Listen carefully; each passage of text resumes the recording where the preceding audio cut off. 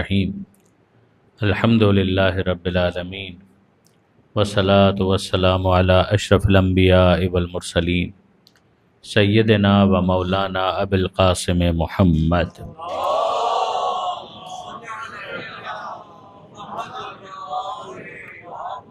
و اہل بیتہ الطیبین الطاہرین المعصومین المظلومین المنتجبین المنتخبین المیامین لا سیما الامام المنتظر والحجۃ الثانی عشر الذین اذهب اللہ عنہم الرجس وطہرہم تطہیرا.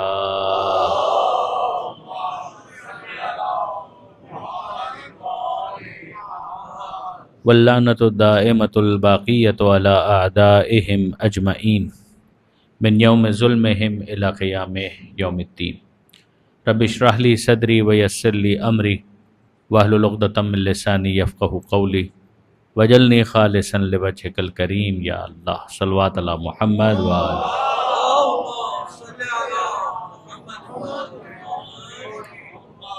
اما بعد فقد قال اللہ سبحانہ وتعالی فی القرآن الحکیم بسم اللہ الرحمن الرحیم قول معروف ومغفرۃ خیر من صدقۃ یتبعها اذى. صلوات علی محمد وآل محمد.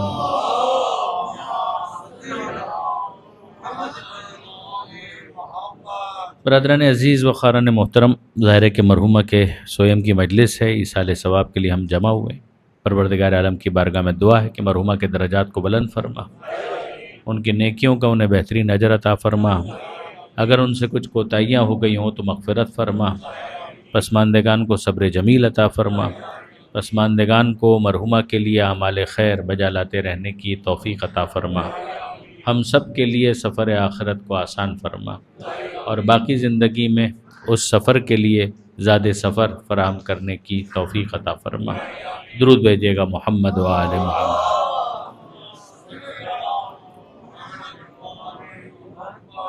چند آیتیں ہیں کہ جن کو میں آج آپ کے سامنے اس مجلس میں گزارش کرنا چاہتا ہوں. قرآن مجید کا یہ طویل ترین سورہ ہے جس کا نام ہے سورہ بقرہ. 286 آیتوں پر مشتمل ہے. 286 جو پہلے پارے میں بالکل شروع ہو جاتا ہے سورہ فاتحہ کے بعد، اور پھر اس کے بعد پہلا پارہ، پھر دوسرا پارہ، اور تقریباً تیسرے پارے کا بھی نصف ہے کہ جہاں تک یہ سورہ چلا جاتا ہے. موضوعات بہت سے ہیں کہ جس میں پروردگار عالم نے جن کو ڈسکس کیا ہے، مگر جہاں تیسرا پارہ شروع ہوتا ہے وہیں پر آپ کو تھوڑے دیر کے بعد آیت الکرسی نظر آ جائے گی، جو بہت معروف ہے کہ جس میں پروردگار عالم نے اپنی توحید کو البریٹ کیا ہے. اور پھر اس آیت الکرسی سے جو متصل حصہ ہے اس میں پروردگار عالم نے وہ اعلان کیا ہے کہ اللہ صاحبان ایمان کا ولی اور سرپرست ہے، اور جو طاغوت ہیں ان کے بھی سرپرست ہیں. والذین کفروا اولیاؤہم الطاغوت، جنہوں نے کفر اختیار کیا طاغوت ان کے سرپرست ہیں. پھر یہ کہہ کر پروردگار عالم نے 3 واقعات بیان کیے.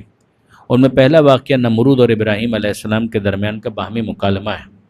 پھر اس کے بعد جناب عزیر علیہ السلام کا تعجب کا اظہار کرنا کہ کیسے خدا ان مردہ بستیوں کو واپس زندہ کرے گا، جو مر گئے ان کو واپس خدا کیسے زندہ کرے گا. اور پھر 100 برس تک جو خدا نے عزیر علیہ السلام کو موت دی اور پھر ان کو واپس سے زندہ کیا، وہ واقعہ. پھر اس کے بعد تیسرا واقعہ ہے کہ جس میں ابراہیم علیہ السلام کی مناجات ہے پروردگار عالم سے کہ اے پروردگار ارنی کیفا تحیی الموتیٰ، کہ مجھے دکھا کہ تو کیسے مردوں کو زندہ کرے گا. تو کوشچن تو وہی ہو گیا جو جناب عزیر علیہ السلام کا تھا، وہی واپس جناب ابراہیم علیہ السلام کی زبانی ایک دعا کی صورت میں. تو پروردگار عالم نے پوچھا کہ اولم تؤمن، کہ کیا ابراہیم تمہیں ایمان نہیں ہے؟ کہا کہ بلا، کیوں نہیں، ایمان تو ہے. ولیکن لیطمئن قلبی، مگر میں چاہتا ہوں کہ اپنے دل کو اطمینان عطا کروں. اور پھر پروردگار عالم نے ایک ڈیمانسٹریشن ہے کہ جو 4 پرندوں کو مانوس کرنا، ان کو ذبح کرنا، پھر ان کو مختلف پہاڑوں پر رکھنا، اور اس کے بعد کہنا کہ ان کو پکارو یاتینک سعیہ، ان کو پکارو اور یہ تمہاری طرف دوڑے دوڑے چلے آئیں گے. ان واقعات کے بعد پھر پروردگار عالم نے ایک بحث کو انیشیٹ کیا، اور اس بحث میں ایمان کا بہت دخل ہے. یعنی آخرت، خدا، حساب کتاب، اگر یہ آپ مائنس کر دیں تو پھر انسان کے لیے ایک محرک جو زندگی کے اندر اس کو موٹیویٹ کرے کہ جس کی وجہ سے وہ آخرت کے لیے کوئی کام کرے، آخرت کو مانے تو آخرت کے لیے کام کرے. یعنی وہ شخص کہ جو فورسی کر رہا ہے کہ نہیں ایک آگے کی میری زندگی ہے، تب وہ اس کے لیے متحرک ہوگا، تب وہ اپنے لیے ایک سبب محسوس کرے گا کہ ہاں مجھے اس کے لیے کچھ کرنا چاہیے۔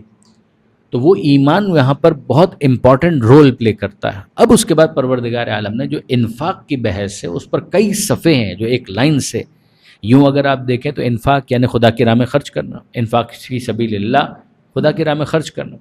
کسی بھی طریقے سے آپ خدا کی راہ میں خرچ کریں، چاہے اپنا وقت خدا کی راہ میں دیں، اگر کوئی خون ڈونیشن کر دیتا ہے یہ بھی انفاق فی سبیل اللہ ہے، کسی کے پاس علم ہے تو وہ کسی دوسرے کو اگر رہنمائی فراہم کر دیتا ہے تو یہ بھی انفاق فی سبیل اللہ ہے، اگر ہمدردی کے دو بول دے تو یہ بھی انفاق فی سبیل اللہ ہے، کونسلنگ کر دے تو یہ بھی انفاق فی سبیل اللہ ہے۔ مگر انفاق فی سبیل اللہ کا جو پرائمری مصداق بنتا ہے وہ بہرحال مال ہے، کہ انسان اپنے مال کو خدا کی راہ میں خرچ کرے۔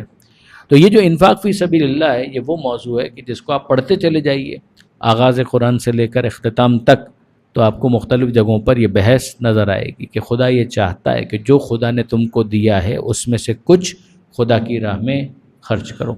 مگر یہاں ہم دیکھتے ہیں کہ اس لوکیشن پر کہ جو ایڈریس ابھی میں نے آپ کے ساتھ شیئر کیا، یہاں سے کئی صفحات ہیں جو پروردگار عالم نے اسی مضمون کے اوپر صرف کیے۔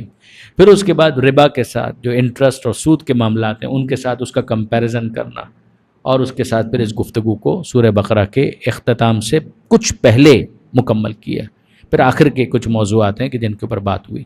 تو جتنا وقت ہے اس کے اندر ہم چاہیں گے کہ یہ جو آیتیں انفاق سے متعلق پروردگار عالم نے ارشاد فرمائی ہے ان کو میں آپ کے ساتھ ڈسکس کروں۔ درود بھیجیے گا محمد و آل محمد۔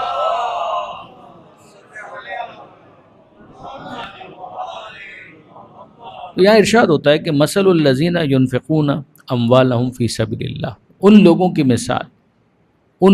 مثال، اب مثال کے ذریعے سے بات سمجھانا اس کا پرپس کیا ہو سکتا ہے کہ وہ بات بالکل دل میں اتر جائے۔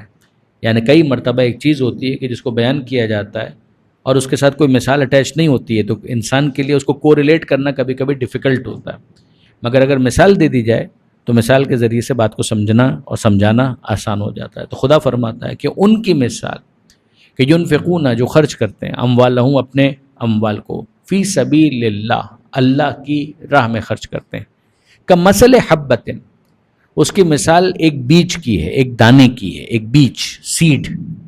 اب ظاہر ہے کہ سیڈ جب ہم کہتے ہیں تو ہمارے ذہن میں آتا ہے کہ ہاں سیڈ یا بیج ہے تو اس کے اندر ایک پوٹینشل ہے کہ جس کے اندر یہ صلاحیت ہے کہ یہ گرو ہو سکتا ہے، یہ آگے بڑھتا۔ آپ اس کو ضائع کر دیں تو ضائع ہو جائے گا، آپ ڈسٹ بن میں ڈال دیں، ٹریش بن کے اندر ڈال دیں، اس کو جلا دیں تو وہ ختم ہو جائے گا۔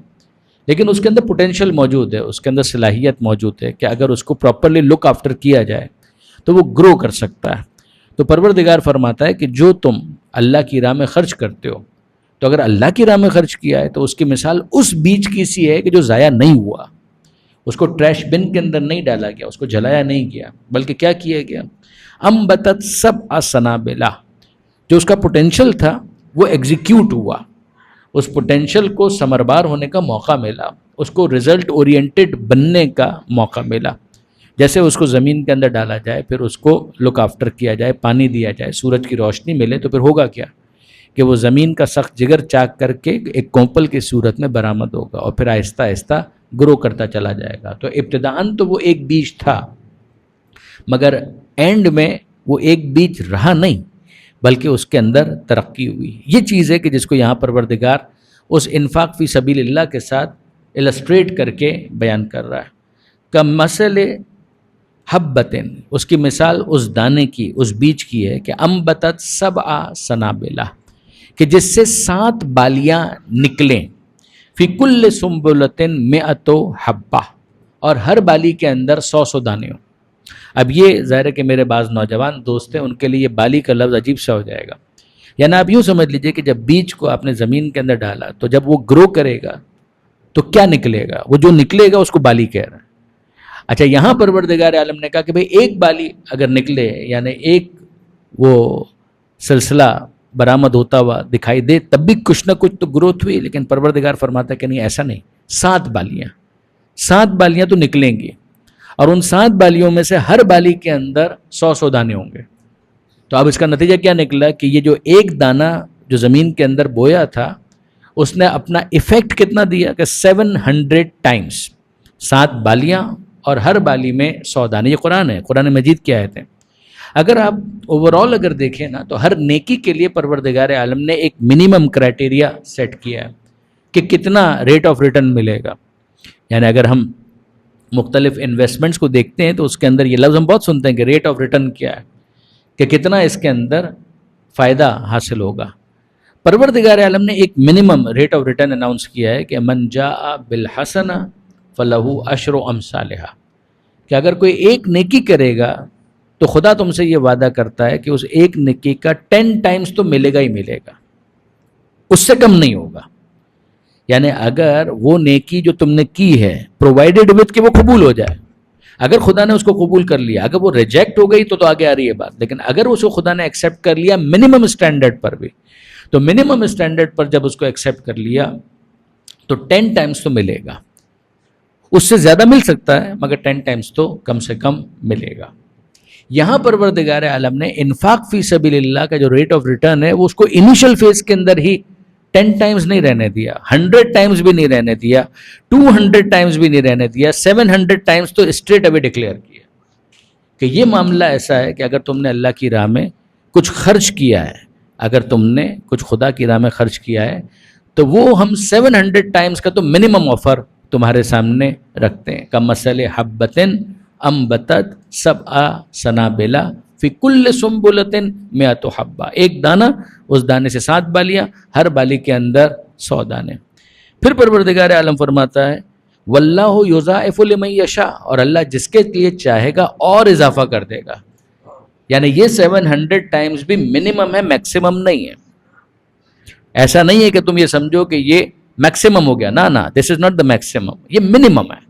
واللہ یضاعف لمن یشاء، اللہ جس کے لیے چاہے گا اور زیادہ اضافہ کرتا چلا جائے گا.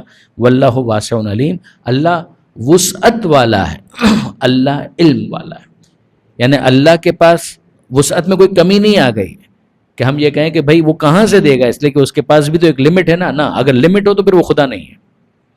یہ تو مخلوق کی صفت ہے، یہ تو بندوں کی صفت ہے کہ ان کے پاس جو اسٹاک ہوتا ہے وہ لمیٹڈ ہوتا ہے. خدا کا جو معاملہ ہے تو خدا کے پاس کوئی لمیٹڈ اسٹاک نہیں ہے. اور دوسری بات یہ کہ خدا کو علم بھی ہے، وہ وسعت والا بھی ہے اور وہ علم والا ہے. یعنی وہ وعدہ کر کے بھول نہیں گیا کہ ہم یہ کہیں اسٹاک تو ہے مگر ریمائنڈر بھی تو کوئی دے نا، اس کو یاد بھی تو دلائے کہ تو نے یہ وعدہ کیا ہوا ہے نا. خدا کوئی بھولتا نہیں ہے. تو پروردگار عالم کے علم میں ہے کہ اس نے یہ مال خدا کی راہ میں خدا کی خاطر خرچ کیا تھا، لہٰذا پروردگار عالم کو نہ اپنے مال کی، اپنی وسعت کی کمی کا کوئی خوف ہے، نہ ہی ڈیمنشیا کا یا خدا نہ کرے الزائمر کا کوئی اندیشہ ہے. پھر پروردگار عالم فرماتا ہے الذین ينفقون اموالہم فی سبیل اللہ. اب بنیادی سوال ہے نا کہ یہ ریٹ آف ریٹرن ملے گا تو صحیح، لیکن یہ ہے کہ ایکسیپٹ ہو جائے تو ملے گا. تو اس ایکسیپٹنس کی کچھ کنڈیشنز ہیں، کچھ شرائط ہیں کہ جن کو پروردگار عالم ایکسپلین کرے کہ اے میرے بندوں اگر یہ کیا تو تمہاری انویسٹمنٹ ریجیکٹڈ، اور اگر یہ کیا تو تمہاری جو انویسٹمنٹ ہے اس کو ہم ایکسیپٹ کر لیں گے. یہاں پروردگار عالم نے 2 کنڈیشنز کو ہائی لائٹ کیا ہے، اور یہ دونوں کنڈیشنز ایسی ہیں کہ جن پر توجہ کرنے کی ضرورت ہے. پروردگار فرماتا ہے وہ جو اپنے مال کو خرچ کرتے ہیں اللہ کی راہ میں، ثم پھر اس کے بعد لا یتبعون ما انفقوا منا ولا اذى، جو انہوں نے خدا کی راہ میں خرچ کر دیا، خرچ کرنے کے بعد احسان نہیں جتاتے اور اذیت نہیں پہنچاتے. یہ 2 چیزیں ہیں کہ جو ہمیں تم سے چاہیے. تم نے اگر خدا کے لیے خرچ کیا ہے، تم نے اگر خدا کی راہ میں دیا ہے تو ظاہر اس کا کوئی نہ کوئی متعلق تو بنے گا نا. یعنی خدا کے لیے خرچ کیا ہے تو خدا کو تو کھانا نہیں کھانا ہے. خدا کے لیے خرچ کیا ہے تو خدا کو تو لباس کی ضرورت نہیں. خدا کے لیے خرچ کیا ہے تو خدا کو تو مکان کی ضرورت نہیں ہے. خدا کے لیے خرچ کیا ہے تو خدا کو تو اسکول میں اپنے بچوں کو نہیں پڑھانا ہے. خدا کے لیے خرچ کیا ہے تو خدا کو تو اپنی فیملی کا ہسپتال میں علاج نہیں کروانا. تو وہ کون ہے کہ جس پر ہم خرچ کریں تو خدا یہ مانے کہ تم نے میری راہ میں خرچ کیا؟ وہ تو کوئی نہ کوئی متعلق تمہارے ہی معاشرے کے اندر ہوگا. تمہارے بھائی بند ہوں گے، تمہارے رشتہ دار ہوں گے، تمہارے درمیان کچھ غربا، کچھ فقراء، کچھ مساکین ہوں گے کہ جن کی حیثیت اتنی اچھی نہیں ہوگی جتنی تمہاری اچھی ہے. اور ان کو جب ضرورت ہوگی تو تم ان کے لیے خرچ کرو. لیکن جب تم نے خرچ کر دیا، اب یہ نہیں کہ خرچ نہیں کیا، کر دیا خرچ، لیکن خرچ کرنے کے بعد اب ہم تم سے تقاضا یہ کرتے ہیں کہ خرچ کرنے کے بعد نہ احسان جتاؤ نہ اذیت پہنچاؤ. احسان جتانے کا مطلب کیا ہو سکتا ہے؟ احسان جتانے کا، اگر ہم نہ ہوتے تو تم کہاں ہوتے؟ یعنی تمہاری اوقات تھی کہ تم ڈاکٹر بن پاتے، تمہاری فیس کس نے دی؟ ہم نے دی. تو یہ احسان جتانا ہی تو ہے. اذیت پہنچانا اسی کی آف شوٹ بھی ہو سکتی، کوئی اور الگ انداز بھی ہو سکتا ہے کہ جس کے ذریعے سے سامنے والے کو اگنائے. دیکھیے پرابلم کیا ہے کہ جب اس آیت کو یا اس جیسی آیتوں کو پڑھا جاتا ہے تو شاید یہ سمجھا جاتا ہے کہ یہ کہا جا رہا ہے کہ اگر کسی غریب کے ساتھ کسی صاحب ثروت نے کوئی نیکی کی ہے تو اس غریب کو بھی چاہیے کہ وہ اس صاحب ثروت کا شکریہ ادا نہ کرے. نہیں، یہ ہم نے نہیں کہا، ہم نے بالکل بھی یہ نہیں کہا. اس کی الگ ذمہ داری ہے، اس کی الگ ذمہ داری ہے. اس سے یہ کہا جائے گا کہ تم پر اگر اس نے احسان کیا ہے تو تمہیں شکر گزار ہونا چاہیے. اسی لیے کہا گیا، حدیث کے الفاظ ہیں کہ من لم یشکر المخلوق لم یشکر الخالق، کہ جو مخلوق کا شکریہ ادا نہیں کر سکتا وہ خالق کا شکریہ کیا خاک ادا کرے گا؟ وہ کیا خالق کا شکریہ ادا کرے گا جو مخلوق کا شکریہ ادا نہیں کر سکتا؟ اس نے تم پر احسان کیا ہے تو یقیناً تمہارے دل میں احسان مندی کے جذبات ہونے چاہیے، تمہاری زبان پر شکریہ کے الفاظ ہونے چاہیے. مگر وہ کہ جو خرچ کر رہا تھا اسے اتنا اعلیٰ ظرف ہونا چاہیے کہ جو آل محمد کے لیے خدا نے آیت نازل کی ہے کہ یطعمون الطعام علی حبہ مسکینا و یتیما و اسیرا، یہ کھلاتے ہیں، غریب کو کھلاتے ہیں، مسکین کو، یتیم کو، اسیر کو کھلاتے ہیں، مگر کھلاتے ہوئے ان کے دل میں صرف اور صرف یہ ہوتا ہے کہ یہ تو ہم خدا کی محبت میں کھلا رہے ہیں. اور جب موقع آئے تو ان کے دل کا جو خیال ہوتا ہے وہ اظہار کے ذریعے سے پروردگار عالم لفظوں میں ڈال دیتا ہے کہ ہم نے جو تم کو کھلایا ہے تو صرف اللہ کے لیے. انما نطعمکم لوجہ اللہ لا نرید منکم جزاء ولا شکورا، نہ ہمیں تم سے کوئی جزا چاہیے، ارے ہم تو تمہارے شکریہ کے بھی طلبگار ہیں کہ تم ہمارا شکریہ بھی ادا نہ کرو، کوئی بات نہیں. یہ وہ چیز ہے کہ جس کو پروردگار عالم یہاں پر بیان کر رہا ہے کہ جس پر احسان کیا ہے اسے شکریہ ادا کرنا چاہیے، وہ ایک الگ بحث ہے. مگر تم نے یہ کام کس کے لیے کیا تھا؟ اگر تم نے یہ کام ہمارے لیے کیا تھا تو ہو گیا. اب اس کے بعد تم طلبگار شکریہ مت بنو، تم ان سے کسی قسم کے ایکنالجمنٹ کے طلبگار مت بنو، تم ان کی طرف سے کسی ریکگنیشن کے طلبگار نہ بنو. ان کو کرنا چاہیے وہ الگ، تم کو اس بات کا طلبگار نہیں ہونا چاہیے یہ الگ بات. یہ ہو گئی بات. اب یہاں پروردگار فرماتا ہے کہ وہ کہ جو اللہ کی راہ میں خرچ کرتے ہیں، پھر اس کے بعد جو انہوں نے خرچ کر دیا اس کے بعد نہ وہ احسان جتاتے ہیں اور نہ ہی وہ اذیت پہنچاتے ہیں. لہم اجرہم عند ربہم، ان کا اجر ان کے رب کے پاس بالکل محفوظ ہے. یعنی وہ مطمئن ہو جائیں. ایمان جو میں نے آپ سے گزارش کی تھی نا، کیوں اتنا امپورٹنٹ بنتا ہے؟ کہ ایمان اس لیے امپورٹنٹ بنتا ہے کہ یہ ایمان ہی ہے کہ جو انسان کے دل کو تسلی دیتا ہے کہ جب میں نے خدا کے لیے کیا تو خدا نے اس کو اپنے پاس رجسٹر کر لیا. لا خوف علیہم ولا هم یحزنون. ایک تو یہ ہے کہ ان کا اجر ان کے خدا کے پاس، ان کے رب کے پاس محفوظ. دوسری بات، نہ ان کے لیے کوئی خوف نہ ان کے لیے کوئی غم. جب وہ میدان حشر میں پہنچیں گے تو ایک خوف کی کیفیت ہوتی ہے نا کہ پتہ نہیں آگے کیا ہوگا. نہیں، کوئی خوف نہیں ہوگا ان کو. ارے غم ہوتا ہے ماضی کا، یاد رکھیے گا. خوف کا تعلق ہوتا ہے فیوچر کے ساتھ، غم کا تعلق ہوتا ہے ماضی کے ساتھ.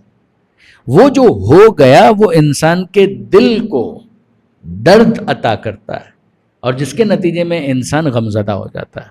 اس دنیا میں تو یہ رہے گا، لیکن جب آخرت میں انسان پہنچے تو ایک صاحب ایمان کے جس نے کچھ عمل کا انجام دیا ہے تو پروردگار عالم اس کے لیے ارشاد فرماتا ہے کہ ان کے لیے کوئی خوف نہیں ہوگا. خوف دنیا کی حد تک رہا لیکن آخرت میں کوئی خوف نہیں. غم دنیا کی حد تک رہا لیکن آخرت میں پھر کوئی غم نہیں ہوگا. نہ ان کے لیے مستقبل کا کوئی خوف نہ ماضی کا کوئی غم ہوگا. ولا هم یحزنون. اب اس کے بعد پروردگار عالم نے کمپیر کیا. پروردگار عالم فرماتا ہے قول معروف و مغفرۃ خیر من صدقۃ یتبعها اذى. قول کا مطلب ہے بات، کوئی جملہ کہہ دینا. معروف اچھے انداز سے بات کو کہہ دینا. وہ مغفرت کا مطلب ہے معاف کر دینا. اچھی بات کہہ دینا اور معاف کر دینا. خیرن یہ بہتر ہے. کس سے بہتر ہے؟ من صدقتن، اس صدقے سے بہتر ہے کہ یتبعھا اذن، کہ جس کے دینے کے بعد اذیت پہنچائی جائے. یعنی اس سے بہتر تھا کہ تم نہ دیتے. تو نہ دیتے تو کیا کرتے؟ سامنے والے کا دل زخمی کرتے، سامنے والے کو کچھ جھلی کٹی سناتے.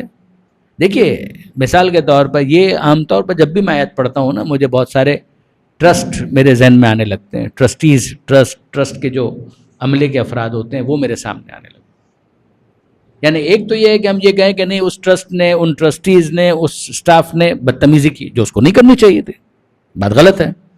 ایک یہ ہے کہ نہیں، وہ کہہ رہے ہیں کہ جناب ہم یہاں پر بیٹھے ہیں تو ظاہر ہے کہ کچھ افراد ہوں گے جو ڈیزرونگ ہوں گے، کچھ افراد ہوں گے کہ جو ڈیزرونگ نہیں ہوں گے، تو ہم نے اپنی کرائٹیریا کے اعتبار سے شارٹ لسٹ تو کرنا ہے.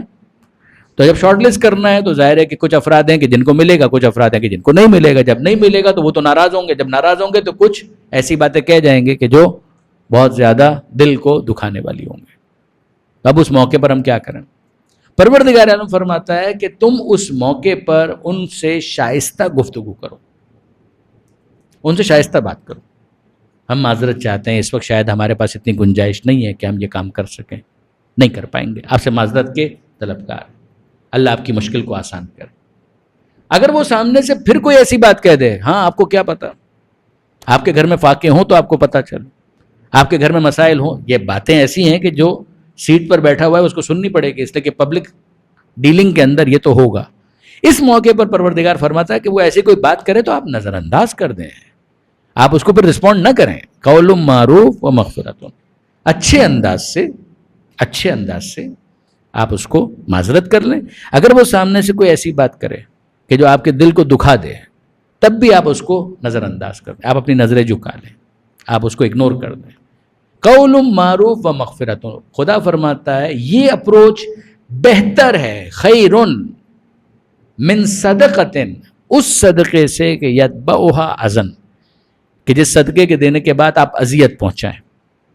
اس اذیت دینے والے صدقے سے بہتر ہے کہ ڈھنگ سے معذرت کر لینا، اچھے انداز سے معافی طلب کر لینا، وہ بہتر ہے. یتبعھا اذن. پھر اس کے بعد پروردگار فرماتا ہے واللہ غنی حلیم، اللہ غنی ہے اور اللہ حلیم ہے. تم یہ بھی تو دیکھو، سب سے زیادہ مال کس کے پاس ہے؟ خدا. وہ غنی ہے، وہ بے نیاز ہے، مگر وہ ساتھ ہی ساتھ حلیم بھی ہے. حلیم کا مطلب ہوتا ہے بردبار، کہ جو بہت جلدی نوٹس نہیں لیتا، یعنی بہت جلدی مائنڈ نہیں کرتا. ایک ہوتا ہے کہ انسان جو ہے بہت زیادہ اوور سینسیٹیو ہوتا ہے، حساس. ذرا کسی نے کچھ کہا تو اس نے فوراً ہی ری ایکٹ کرنا شروع کر دیا. یہ ری ایکشن پھر اوور ری ایکشن کے اندر تبدیل ہو جاتا ہے، ایکسٹرا ری ایکشن کے اندر تبدیل ہو جاتا ہے. کہنا اتنے حساس مت بن، اتنے زیادہ سینسیٹیو ہونے کی ضرورت نہیں ہے. جب تم سوشل ورک کرو گے تو سوشل ورک کرنے والے کو اس بات کو یاد رکھنا ہے کہ میں اس خدا کا ماننے والا ہوں جو حلیم ہے، جو اتنا حساس نہیں ہے. ورنہ تو آپ سیدھی سی بات ہے کہ یہاں کسی نے گناہ کیا تو پروردگار کو چاہیے کہ اس کو لے جا کر جہنم میں ڈال دے. پروردگار عالم یہ نہیں کرتا ہے، پروردگار عالم موقع دیتا ہے. تو یہاں پر بھی یہی ہے کہ جو دین کا کام کرنے والے ہیں، سوشل ورک کرنے والے ہیں، ان کو بہرحال آگ کا گولا نہیں ہونا چاہیے، ان کو برف بننا چاہیے، ان کو بالکل ٹھنڈے ٹھنڈے کام کرنے کی عادت ڈالنی چاہیے. یا ایھا الذین آمنو، اے ایمان لانے والوں. دیکھیے یہ موضوع کتنا امپورٹنٹ ہے کہ پھر پروردگار اس کے اوپر اصرار کر رہا ہے. لا تبطلوا صدقاتکم بالمن والاذی، اپنے صدقات کو احسان جتا کر اور اذیت پہنچا کر انویلڈ مت کر دو، باطل مت کر دو. باطل کا مطلب ہوتا ہے انویلڈ کر دینا، انڈو مت کر دو. وہ جو تم نے اتنی محنت کی تھی وہ تمہاری محنت انڈو ہو جائے گی، وہ تمہاری محنت انویلڈ ہو جائے گی اگر تم اس کے بعد احسان جتاؤ یا اذیت پہنچاؤ. کالذی، یہ ویسا ہی ہو جائے گا. دیکھیے ابھی بھی معاملہ پروردگار نے کنکلوڈ نہیں کر دیا. یہ ویسا ہی ہو جائے گا کہ جیسے کوئی اپنے مال کو خرچ کرے رعاء الناس سے، لوگوں کو دکھانے کے لیے. رعاء الناس، یہ آپ سنتے ہیں ریاکاری، وہی لفظ استعمال کیا، رعاء الناس، لوگوں کو دکھانے کے لیے. یعنی اگر یہ لوگوں کو دکھا رہا ہے تو کیوں؟ ولا یؤمن باللہ والیوم الاخر، نہ اسے اللہ پر ایمان ہے نہ اسے آخرت پر ایمان ہے. تو اب تم بتاؤ کہ جو اللہ اور آخرت پر ایمان نہیں رکھتا، اس نے اگر صرف اور صرف لوگوں کے درمیان اپنے آپ کو جینرس اور سخی مشہور کرنے کے لیے کسی کام کو انجام دیا ہے تو اس کا کوئی اجر ہو سکتا ہے؟ جیسے اس کا کوئی اجر نہیں ہے ویسے ہی اس کا بھی کوئی اجر نہیں ہے جو ایمان تو رکھتا ہو اللہ پر آخرت پر، مگر اس نے اس صدقے کو دینے کے بعد احسان جتانا شروع کر دیا اور اذیت پہنچانا شروع کر دیا. یعنی ایکویشن یہاں پر ہے. اگر آپ اس ایکویشن کو محسوس کر سکیں کہ تم ویسے نہیں ہو کہ جو اللہ پر ایمان نہیں رکھتے، تم رکھتے ہو اللہ پر ایمان. تم آخرت پر ایمان نہیں رکھتے ایسا نہیں ہے، تم رکھتے ہو آخرت پر ایمان، مگر اللہ پر آخرت پر ایمان رکھنے کے بعد اگر تم نے اپنے اس صدقے کے بعد اذیت پہنچانے یا احسان جتانے کا انداز اختیار کیا تو تمہارا دیا ہوا صدقہ ایز گڈ ایز ویسا صدقہ بن جائے کہ جو اس شخص کا تھا کہ جو نہ اللہ پر ایمان رکھتا تھا نہ آخرت پر ایمان رکھتا تھا. اس کی کوئی ویلیو ہے نہیں، کتنی ہے؟ زیرو. اسی طریقے سے تمہارے اس صدقے کی ویلیو بن جائے گی زیرو، اس کا کوئی فائدہ نہیں رہے گا. آپ نے غور فرمایا برادران عزیز، زبان بہت امپورٹنٹ ہے. یہ احسان انسان جو جتاتا ہے وہ زبان کے ذریعے سے، اذیت جو پہنچاتا ہے موسٹلی اپنی زبان کے ذریعے. کبھی اشارے بھی ہوتے ہیں، ایکشنز بھی ہوتے ہیں، کبھی انسان کی آنکھ بتا رہی ہوتی ہے، کبھی اس کا چہرہ بتا رہا ہوتا ہے، کبھی اس کا ہاتھ بتا رہا ہوتا ہے، مگر موسٹلی یہ اس کی زبان ہے. اگر زبان قابو میں نہ رہے تو پھر اس کے بعد ان ساری آفات کا انسان کو سامنا کرنا پڑتا ہے. اب دیکھیے پروردگار فرماتا ہے کہ وہ شخص کہ جس نے نہ اللہ پر ایمان رکھا نہ آخرت پر، اور وہ اگر اسی لیے کہ لوگوں کے درمیان سخی مشہور ہو جائے، اگر اس کے لیے وہ سب کچھ کر رہا ہے تو اس کے دیے ہوئے صدقے کو، اس کے دیے ہوئے خرچ کو ہم کیسے ٹریٹ کرتے ہیں؟ کمثل صفوان علیہ تراب، وہ بالکل اس چٹان کی طرح سے ہے. چٹان، اب چٹان کے اندر ایبزارب کرنے کی صلاحیت نہیں ہے. دیکھیں ایک ہے زرخیز زمین جس پہ آپ کھیت اگاتے ہیں نا، جس کے اوپر آپ فصل کو گرو کرتے ہیں، تو اس گرو کرنے کے لیے زمین کا چٹان ہونا ایکسیپٹیبل نہیں ہے جس کے اندر کسی چیز کو ایبزارب کرنے کی صلاحیت ہی نہیں ہے. تو اس کے اندر آپ اس دانے کو ڈالیں گے کیسے؟ تو زمین کا صالح ہونا بہت ضروری ہے. پروردگار فرماتا ہے یہ تو ویسا ہوا کہ جیسے ایک چٹان تھی، چٹان کے اوپر آپ نے رکھ دیا کیا چیز؟ اس دانے کو. اب اس دانے کے اوپر آپ نے کوشش کی، لیکن دانے کو اگانے کے لیے کیا کیا؟ مثال کے طور پہ تھوڑی سی مٹی رکھ دی، لیکن مٹی کو رکھ بھی دیا تو مٹی ٹھہرے گی کیسے؟ فَأَصَابَهَا وَابِلٌ، تو اس کے اوپر موسلادھار بارش برس بھی جائے تو کیا ہوگا؟ اس مٹی نے بھی ادھر ادھر ہو جانا ہے، اس دانے نے بھی چلا جانا ہے. اس جگہ پر کچھ وہ ایمبیانس، وہ ایکو سسٹم، وہ انوائرمنٹ، وہ ماحول نہیں بن پائے گا کہ جس سے وہ گرو کر پائے. جس طریقے سے اس چٹان کے اوپر وہ بیج نہیں اگ پائے گا اور مٹی اگر ڈال بھی دی تو ادھر ادھر ہو جائے گی جب اس کے اوپر بارش برسے گی، ایسا ہی معاملہ اس صدقے کا ہے کہ جو اس نے دیا، کہ جو نہ خدا پر ایمان رکھتا ہے نہ آخرت پر ایمان رکھتا ہے، یا اگر ایمان رکھتا ہے تو اس نے بعد میں احسان جتا کر یا اذیت پہنچا کر اپنے دیے ہوئے اس صدقے کا یہ حشر کر دیا جو اس بیج کا تھا کہ جو اس چٹان پر موجود تھی. یہ ہے پروردگار عالم کی طرف سے سمجھانے کی اپروچ، سمجھانے کا انداز. دیکھو وہاں پر کچھ ملے گا، کچھ نہیں ملے گا. فَتَرَكَهُ سَلْدًا، تو آخر میں اس نے بالکل صفا چٹ، کچھ باقی رہنے نہیں دیا. لَا يَقْدِرُونَ عَلَى شَيْءٍ مِّمَّا كَسَبُوا، اتنی ایفرٹ ہوئی مگر اس ایفرٹ کے بعد حاصل کچھ بھی نہیں ہو سکا. وَاللَّهُ لَا يَهْدِي الْقَوْمَ الْكَافِرِينَ، خدا ان لوگوں کو ہدایت نہیں دیتا کہ جو انکار کرنے والے ہیں. یعنی ان پوٹینشل تم مانو تو صحیح کہ ہاں خدا ہے، خدا کی بارگاہ میں جانا ہے، پہنچنا ہے، حساب کتاب ہے، کچھ ثواب مل سکتا ہے، تب تو یہ باتیں تم کو سمجھ میں آئیں گی، ورنہ یہ باتیں تم کو سمجھ میں نہیں آئیں گی. اب اس کے بعد سائملٹینیس کانٹراسٹ ہے پروردگار عالم کی طرف سے، اور خدا فرماتا ہے کہ یہ تم نے سن لیا ان کی مثال، اب ان کی مثال سنو. پہلے پروردگار عالم نے 700 ٹائمز والی مثال دے دی تھی، لیکن اب دیکھیے ذرا سا اس کو اور ماڈیفائی کیے. مثل الذین ینفقون اموالہم، وہ کہ جو اپنے مال کو خرچ کرتے ہیں ابتغاء مرضات اللہ، کس لیے؟ اللہ کی مرضی کو حاصل کرنے کے لیے. اب رعاء الناس نہیں ہے، ابتغاء مرضات اللہ، اللہ کی مرضی کو حاصل کرنے کے لیے. وتثبیتا من انفسہم، ایک یہ ہے کہ اللہ کی مرضی کو، اور دوسرے تثبیتا من انفسہم، اپنے نفس کو تثبیت دینے کے لیے. یہ بہت انٹرسٹنگ لفظ ہے جو پروردگار نے یہاں پر استعمال کیا. اگر آپ اس لفظ کو ذرا سا کھولیں تو مطلب بالکل واضح ہو جاتا ہے. تثبیت نکلا ہے ثبتا سے. ثبتا سے وہ لفظ ہے کہ جس کو آپ اور میں بہت استعمال کرتے ہیں، ثابت قدمی. ثابت قدمی، ثابت قدمی کا مطلب کیا ہوتا ہے؟ پختہ ہونا. یعنی ایسا نہیں ہے کہ ذرا سا کوئی دھماکہ ہوا، یہ ادھر ہو گیا، وہ ادھر ہو گیا، یہ گر پڑا، یہ نہیں. تثبیتاً، تثبیتاً من انفسہم، یعنی اپنے نفس اپنے دل کو ثبات عطا کرنے کے لیے. کیا مطلب ہوا اس کا؟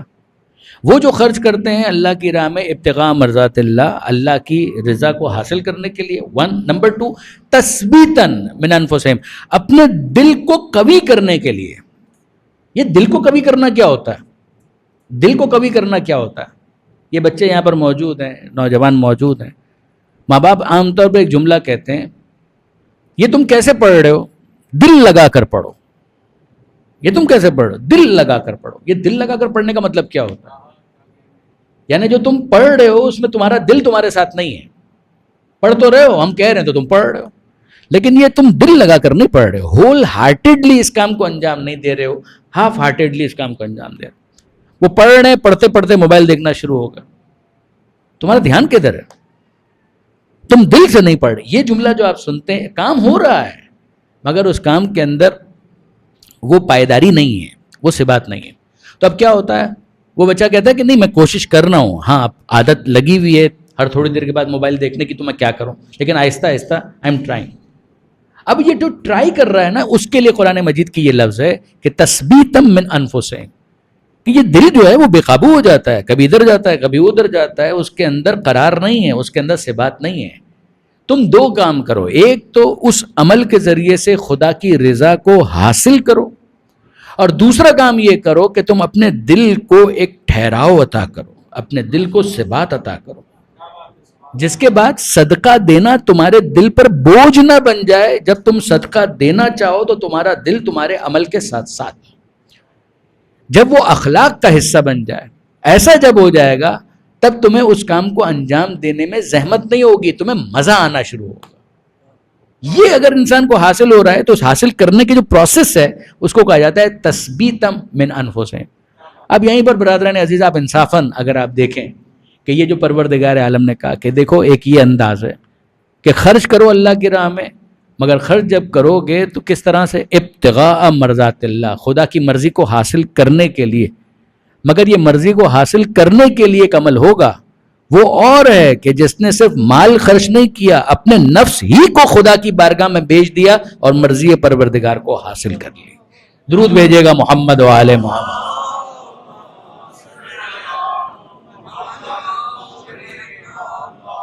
یہ نفس ابھی ثبات کی منزل پر نہیں. وہ نفس کس منزل پر ہے؟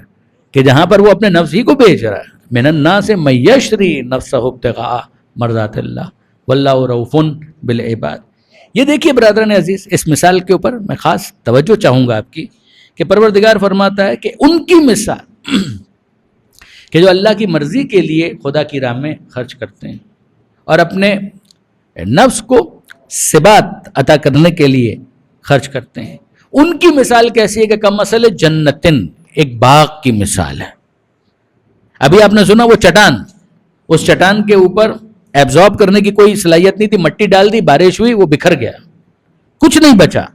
یہاں پروردگار فرماتا ہے کہ یہ جو اللہ کے لیے اور اپنے نفس کی اصلاح کے لیے یہ کام کر رہے ہیں، ان کے خرچ کرنے کی مثال ہے ایک باغ کی مثال. کمثل جنتن بربوتن، اور باغ بھی وہ کہ جو بلندی پر ہو. دیکھیے بلندی پر جب ہوگا تو فضا اور زیادہ صاف ہوگی، جیسے جیسے نشیب آتا جائے گا ویسے ویسے مسئلہ ملوث ہوتا جائے گا، اس کے اندر کنٹامنیشن زیادہ ہوگا. لیکن جو بلندی پر ہے، جب بلندی پر ہے تو ہوا صاف ہے، پولوشن نہیں ہے، کنٹامنیشن نہیں ہے. بارش بھی جب برسے گی تو پہلی وہیں پر آئے گی، بعد میں نشیب کی طرف جائے گی. پروردگار فرماتا ہے کہ ایسا باغ کہ جو بلندی پر ہے، اصابہ وابل، اور اس باغ پر موسلا دھار بارش برسنا شروع ہو جائے. فآتت اکلھا ضعفین، تو جیسے ہی وہ بارش کو محسوس کرے اس کا فروٹ ڈبل ہو جائے، اس کا جو نتیجہ ہے وہ ڈبل تو فوراً ہی ہو جائے گا. فإن لم یصبھا وابل، ارے موسلا دھار بارش تو چھوڑو، اگر موسلا دھار بارش نہ بھی ہو، ہلکی سی پھوار اگر پڑ جائے تو وہ بھی کافی ہو نتیجہ دینے کے لیے. کہ جس طرح ہلکی سی پھوار بھی کافی ہو جائے رزلٹ دینے کے لیے، ویسا ہی معاملہ اس کا ہے کہ جس نے اپنے صدقے کو اس لیے خدا کی راہ میں دیا تاکہ رضائے پروردگار کو حاصل کرے اور اپنے نفس کی وہ تربیت کر سکے. یہ پروردگار عالم نے ایک اور مثال دے دی، واللہ بما تعملون بصیر، جو تم کرتے ہو اللہ اس کو دیکھ رہا ہے. یعنی یہ تم فکر مت کرنا کہ وہ انٹرنیٹ کی کیبل کٹ جائے گی تو وہ سی سی ٹی وی کیمرہ میں نہیں آئے گا تو پھر کیا ہوگا، نہ کچھ نہیں. پروردگار عالم کے کیمرے کے اندر سب محفوظ ہے. جو تم کر رہے ہو تمہارا پروردگار اس کو دیکھ رہا ہے. آگے جا کر پروردگار نے ایک اور مثال بیان کی، لیکن ٹائم چونکہ بالکل ختم ہو رہا ہے لہٰذا میں ایک مس انڈرسٹینڈنگ کو دور کرنے کے لیے یہ آیت ضرور پڑھنا چاہوں گا جو تھوڑا آگے جا کر آ رہی ہے، اگلے صفحے پر ہے، اور اسی پر ہم اپنی بات کو مکمل کریں گے. اب پروردگار عالم نے، ابھی آپ نے سنا ریاکاری، ریا الناس، اور دوسری طرف آپ نے سنا مرضات اللہ، اللہ کے لیے، اپنے رب کی مرضی کے لیے. اب ذرا سنیے یہ آیت کیا ہوگی. پروردگار فرماتا ہے ان تبدوا الصدقات فنعم ہی، اگر تم صدقہ دکھا کر دو تو یہ کتنا اچھا ہے. یہ تو نہیں ہونا چاہیے تھا. دیکھیے اب تک میں نے جو بات گزارش کی ہے نا، اب اس کے بعد آپ دیکھیے اس آیت کو پڑھیے. ان تبدوا الصدقات فنعم ہی، اگر تم صدقہ دکھا کر دو تو یہ کتنا اچھا ہے. وَإِن تُخْفُوهَا وَتُؤْتُوهَا الْفُقَرَاءَ، اور اگر تم اس کو چھپا کر دو اور پہنچا دو فقراء تک، یہ بھی اچھا ہے، یہ بھی بہتر ہے. مگر وہ بھی برا نہیں تھا، بلکہ خدا کہہ رہا ہے نعم ہی، یہ کتنا اچھا ہے. تو مالک پھر یہ ریاکاری نہیں ہے. ایک بات کو ذہن میں رکھیے گا برادر نے عزیز، ایک ہے کسی کے سامنے کسی عمل کو انجام دینا، اور دوسرا ہے اس کے لیے اس عمل کو انجام دینا. ان دو چیزوں میں زمین آسمان کا فرق ہے. ایک ہے کسی کام کو کسی کے سامنے انجام دینا، اور ایک ہے کہ اسی کے لیے انجام دینا. زمین آسمان کا فرق ہے. میں مثال آپ کی خدمت میں عرض کر رہا ہوں. مجھے ایک بات بتائیے، آپ جو نماز پڑھتے ہیں گھر میں اس کا ثواب ہے تو چھپ کر ہو رہی ہے نا وہ نماز چھپ کر ہو رہی ہے. وہی نماز آپ مسجد میں آ کر پڑھتے ہیں، ثواب کم ہوگا یا بڑھ جائے گا؟ کیوں بڑھ جائے گا؟ یہ تو آپ نے دوسروں کے سامنے اس نماز کو انجام دیا، تو ریاکاری نہیں ہے. اب آپ مجھے بتائیے ان دونوں میں فرق کیا ہے؟ وہ نماز جو گھر میں پڑھی ہے وہ بھی خدا کے لیے پڑھی ہے، جو مسجد میں پڑھی ہے وہ بھی خدا کے لیے پڑھی ہے. مقصد، مقصود، مطلوب ابتغاء وجہ اللہ، پروردگار کے سوا اور کچھ نہیں ہے. وہ نماز جو گھر میں پڑھی ہے وہ بھی خدا کے لیے ہے، تب اس کا ثواب ہے. اگر وہ بھی بیوی کو دکھانے کے لیے پڑھی ہے کہ بیوی کو کم سے کم یقین آ جائے کہ میں نماز پڑھتا ہوں، تب تو وہ بھی ریاکاری ہے. مگر وہ گھر میں جو نماز پڑھی ہے وہ بھی خدا کے لیے، جو مسجد میں پڑھی ہے وہ بھی خدا کے لیے. خدا پسند کرتا ہے کہ میں نماز گھر میں پڑھوں تاکہ گھر کی تربیت ہو. خدا پسند کرتا ہے کہ میں مسجد میں آ کر نماز پڑھوں تاکہ ایک ماحول تقویٰ کا پیدا ہو. وہ بھی خدا کے لیے، یہ بھی خدا کے لیے. جب ایسا ہوگا تو ثواب بڑھ جائے گا. میں آپ کو اور مثال عرض کرتا ہوں. مجھے ایک بات بتائیے، یہ حج کرنے کے لیے ہم لوگ مکہ کیوں جا رہے ہیں؟ بھائی باقاعدہ احرام پہنیں گے تو ظاہر ہے کہ سب کو پتہ چلے گا. اگر احرام نہ پہنتے تو کسی کو پتہ ہی نہیں چلتا کہ ہم حج کرنے کے لیے آئے. لیکن احرام پہن رہے ہیں تو دکھاوا نہیں. احرام پہنو خدا کے لیے، طواف کرو خدا کے لیے، مگر ہو تو لوگوں کے درمیان رہا، ہوا کرے لوگوں کے درمیان. وہ جو تم گھر میں کر رہے تھے وہ بھی خدا کے لیے، جو تم سب کے سامنے کر رہے وہ بھی خدا کے لیے. تمہاری نیت کو پاکیزہ ہونا چاہیے. اب میں آپ سے پوچھتا ہوں، مجھے ایک بات بتائیے، جلوس ہم کیوں نکالتے ہیں حسین مظلوم کا، عزاداری کا؟ بھائی وہ جو عبادت آپ عزا خانے کے اندر کر رہے تھے اپنے گھر میں مجلس کر لیجئے، کافی ہے، اس کی بڑی اہمیت ہے. لیکن جو مجلس آپ نے گھر میں کی ہے اس کی اپنی اہمیت، پھر عزا خانے میں کیوں آ رہے ہیں؟ تو ریاکاری ہو گئی نا. ریاکاری اس کو نہیں کہتے، ریاکاری اس کو نہیں کہتے.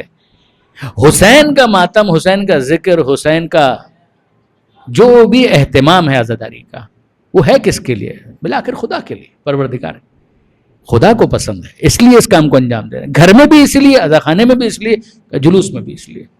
جس طرح سے نماز ہے گھر میں بھی اللہ کے لیے، مسجد میں بھی اللہ کے لیے، حج پر آپ جا کر پڑھیں گے وہ بھی اللہ کے لیے. لوگوں کے سامنے کسی کام کو انجام دینے کا یہ مطلب نہیں ہے کہ لوگوں کے لیے انجام دیا جا رہا ہے، نا، کام وہ خدا ہی کے لیے، اس کا تعلق ہے انسان کی نیت کے ساتھ۔ اسی لیے انسان جتنا اپنے نفس کو جانتا ہے کوئی دوسرا نہیں جانتا۔ مجھے کوئی حق نہیں ہے کہ میں کسی کے عمل کے بارے میں یہ فتویٰ لگاؤں کہ اس نے یہ ریاکاری کے طور پر کیا ہے۔ اس کی نیت وہ جانتا ہے، آپ کی نیت آپ جانتے ہیں، میری نیت میں جانتا ہوں۔ ایک مومن کے بارے میں میری ذمہ داری یہ ہوگی کہ میں حسن ظن رکھوں۔ میں ایک عمومی بات کر سکتا ہوں، کہ اللہ کے لیے کام ہونا چاہیے، بے شک اللہ کے لیے کام ہونا چاہیے، آل محمد کی خوشنودی کے لیے بے شک، اسی طریقے سے، مگر اس نے یہ کام اللہ کے لیے نہیں کیا، یہ میرا جج کرنے کا کوئی حق نہیں۔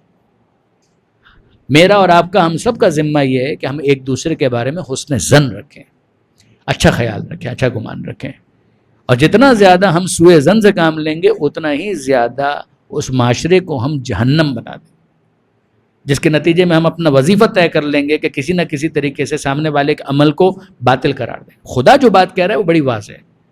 خدا نے اگر کسی کا نام لے کر، یا آل محمد نے اگر کسی کا نام لے کر بتا دیا، بے شک اس کے بارے میں طے ہو گیا۔ تبت یدا ابی لہب و تب، ٹوٹ جائیں ابو لہب کے دونوں ہاتھ اور وہ ہلاک ہو جائے۔ ہم کو سمجھ میں آ گیا کہ یہ معاملہ خراب ہے۔ فرعون کا ذکر آ گیا، ہم کو پتہ چل گیا کہ یہ معاملہ خراب۔ کوئی اگر آل محمد کے مقابلے پر آ گیا تو ہم کو معلوم ہے کہ اس کا پھر معاملہ بالکل خراب۔ نمرود ہو اس کا معاملہ خراب، قارون ہو اس کا معاملہ خراب۔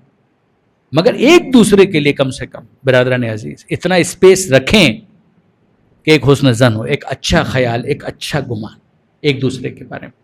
اور فرض کیجئے کہ واقعاً اگر کسی کا پرسنل کوئی عیب ہے جو پتہ چل بھی گیا ہے، تو اس مومن کی حرمت کا اتنا خیال ہونا چاہیے کہ اسے دوسروں کے سامنے ذلیل نہ کیا جائے۔ کم سے کم اتنی گنجائش ایک دوسرے کے لیے ہم کو رکھنی چاہیے۔ بس برادران عزیز، میں نے آپ کو واقعاً زحمت دی۔ میں تمنا اور خواہش کرتا ہوں، اگر میرے نوجوان دوست یہاں پر موجود ہیں، بزرگان تو واقف ہیں، وہ بھی ثواب کے لیے اگر گھر جا کر یہ سورہ بقرہ کا جو تیسرے پارے کا، باقاعدہ میں نے لوکیشن بھی آپ کی خدمت میں ابتدائی مجلس کے اندر عرض کی، اگر گھر جا کر آپ اس کو پڑھیں 3 4 5 مرتبہ، گھر والوں کے ساتھ اس کو ڈسکس بھی کریں، مباحثہ بھی کریں، تو میں سمجھتا ہوں کہ جو مرحومہ کے لیے ایصال ثواب کا ہمارا مقصود ہے وہ بہترین طریقے سے ہم حاصل کر پائیں گے، اور خود ہماری اپنی اصلاح ہو سکے۔ آخری بات جس پر میں مجلس کو مکمل کرنا چاہ رہا ہوں وہ یہ کہ برادران عزیز، مال خرچ کرنا تو بہت آسان ہے، مگر جان خدا کی راہ میں دینا یہ مال سے زیادہ مشکل، اور جان خدا کی راہ میں دینا یہ بھی آسان ہے، مگر اپنے جگر کے ٹکڑوں کو خدا کی راہ میں صدقے کے طور پر دے دینا یہ بہت بڑی بات۔ یہ جملہ ہمیں وہاں پر سنائی دیتا ہے کہ جہاں پر جناب امام مظلوم نکلے ہیں مدینہ منورہ سے اور مکہ گئے، اور مکہ میں چند مہینے گزارنے کے بعد جب آمادہ سفر ہوئے تو آپ جانتے ہیں کہ ابتدا میں اونو محمد ساتھ نہیں تھے، جناب زینب ساتھ تھی، مگر جناب زینب کے شوہر عبداللہ ابن جعفر طیار جو امام حسین علیہ السلام کے فرسٹ کزن بھی ہیں اور امام حسین علیہ السلام کے بہنوئی بھی ہیں، ان کی اپنی طبیعت ناساز ہے، مگر وہ کسی طریقے سے سفر کر کے جب امام مکہ سے نکلیں اور حرم کی حدود سے باہر آئے تو وہاں پر امام نے حضرت عباس سے یہ کہا کہ اے بھیا عباس، قافلے کو ٹھہرا دو، مجھے کسی کا انتظار ہے۔ اور کچھ دیر کے بعد جناب عبداللہ ابن جعفر طیار اپنے کچھ ساتھیوں کے ساتھ تشریف لائے، اور جب امام حسین سے ملاقات ہوئی تو رسمی سلام علیک کے بعد امام حسین سے کہتے ہیں کہ حسین، کیا مجھے اجازت ہے کہ میں اپنی زوجہ جناب زینب سے کچھ باتیں کروں؟ تو امام حسین نے کہا کہ عبداللہ، وہ آپ کی زوجہ ہیں، میری کسی اجازت کی ضرورت ہی نہیں ہے۔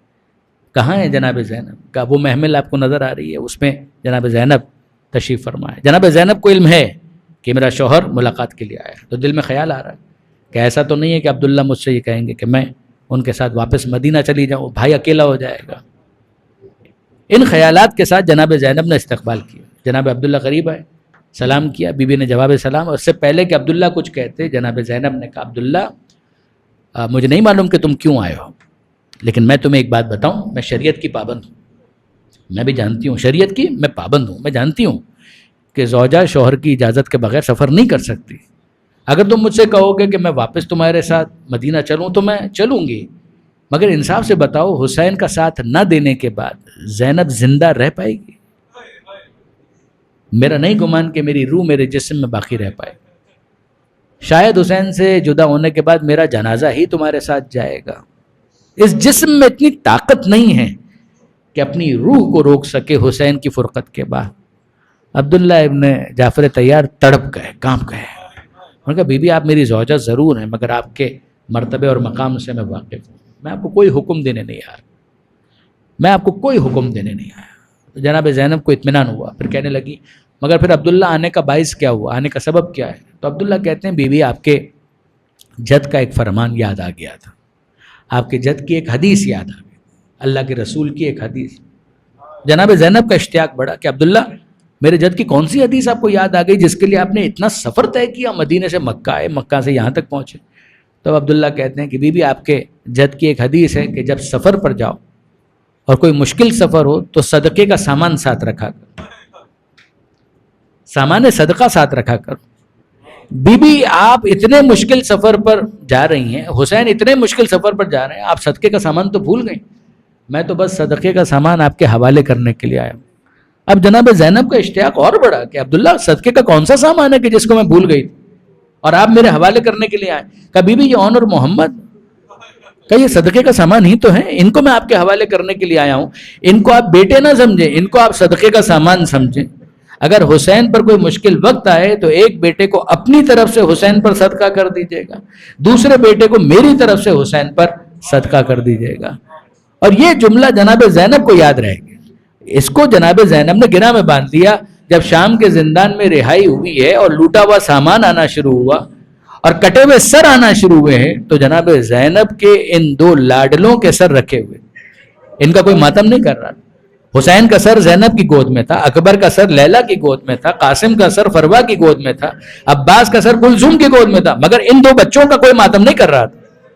جب شام کی عورتوں نے یہ کہا کہ بیویوں کیا ان بچوں کی ماں زندہ نہیں ہے، تو جناب زینب تڑپ گئی، ارے میں ان کی ماں ہوں، یہ میرے جگر کے ٹکڑے کا، بی بی پھر ان کا ماتم کیوں نہیں کرتی؟